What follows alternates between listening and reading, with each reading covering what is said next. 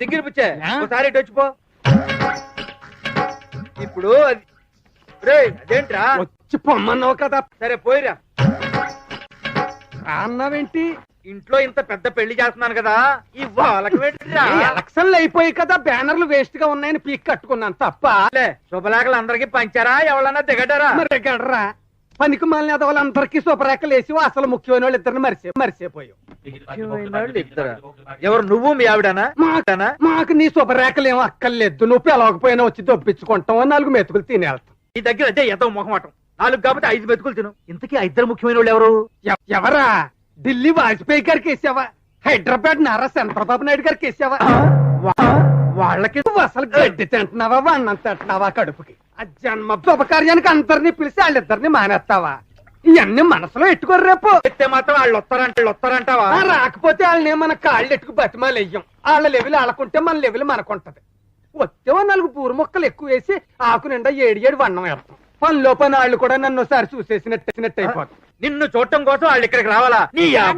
వాసు అనేవాడు ఏం చేస్తుండేవాడు? Recording dance.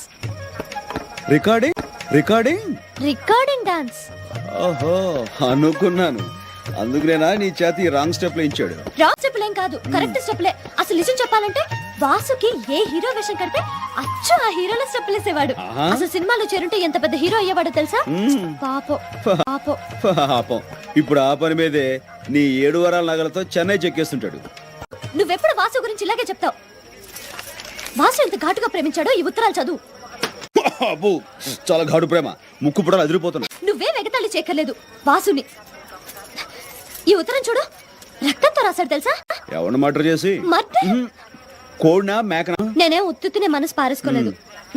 నా గురించి కవిత్వం రాశాడు తెలుసా? ఆహా, గురువు గారికి అంత టాలెంట్ ఉందేంటి? ఏం రాశాడు? నాకు సిగ్గు.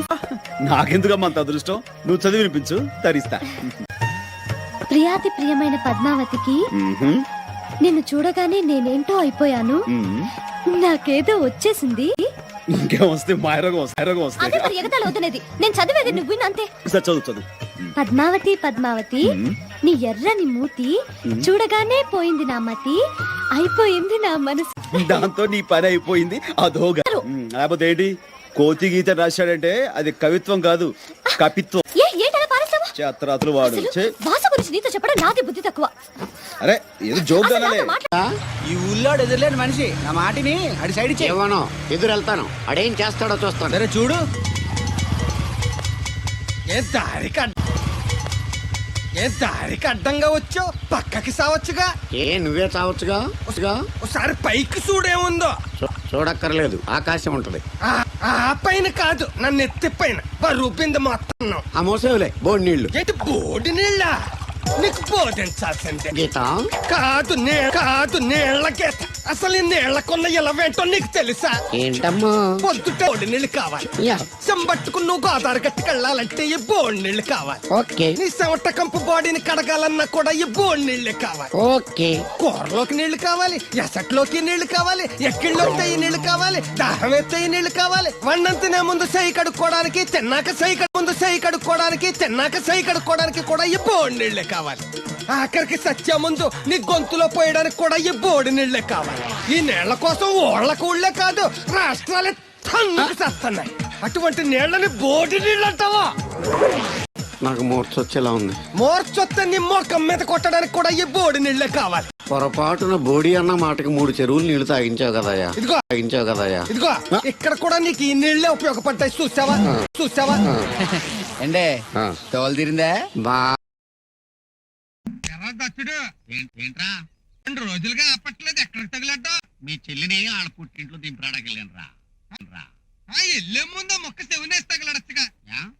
ఏంటి నిన్న మా అత్తారు ఆ కోడి మాంసం, గారెలు, జున్ను బోళ్ళు అంపారు. ఒక్క ముద్ద గొంతు దిగి సావలేదు. ఎందుకని అంటావేంటి? నువ్వు లేకుండా ఒక్క ముద్ద ఎప్పుడన్నా నేను తిన్నానేంట్రా? నేను కూడా అంతేరా. మా అత్తగారంతా కోడి మాంసం, గారెలు పెట్టింది. ఒక్క గారు కూడా తినలేకపోయినరా. అదంతా నీకు నా మీద ఉన్న అభిమానం రా. కలకాలం మన ఇద్దరు ఇంకేట్రా దత్తుడు వేస్తారు కబుర్లే ఏమున్నాయిరా? ఉండమంటున్నా. నమస్కారం అండి. మీ ఈ ఊళ్ళో ఎవడైనా సరే మా కులపాళ్ళకి దండం పెట్టి గౌరవించవలసిందే తప్ప వేరే కుల పెదవులకు అంత సీన్ లేదండి. దత్తుడు పరాయి వాళ్ళ ముందు మా కులాన్ని తక్కువ చేసి మాట్లాడక పద్ధతిగా ఉండదు చెప్తున్నాను. మంది ఉన్నారండి. అంతెందుకు ఈ ఊరి ఎమ్మెల్యే మా కులపోడే. ఈ ఎమ్మెల్యే మీ కులపోడే. ఎవరు ఓట్లేస్తే గెలిచాడు? మా కులపోళ్ళు ఓట్లేస్తే గెలిచి దొబ్బించుకున్నాడు.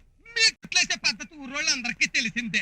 గుర్తుకి మధ్య గుర్తేశారు, అన్ని క్యాన్సిలే. మీ కులపోళ్ళు ఓట్లేయడం కూడా శాతకాన్ని శాని ఎదవల. మా కులపాలను ఎదవాలని తిడతావా నువ్వు? పరాయాల ముందు మా కులపాలను లోకి తిట్టరా? నువ్వు లోకు చేసి మాట్లాడొచ్చు మా కులపోళ్ళని. మీ కులపోళ్ళని నేను తిడితే దొబ్బు. మా కులం గురించి చాలా ఎక్కువ మాట్లాడు. ఎక్కువ మాట్లాడితే ఏంటి నువ్వు పీకేది? నన్నే కొడతావురా? నన్ను కొడితే పడి ఉండడానికి మా వాళ్ళే గాజులు తొడిగించుకోలేదు మా కులపోళ్ళు. నేను పెగ్గలనా మా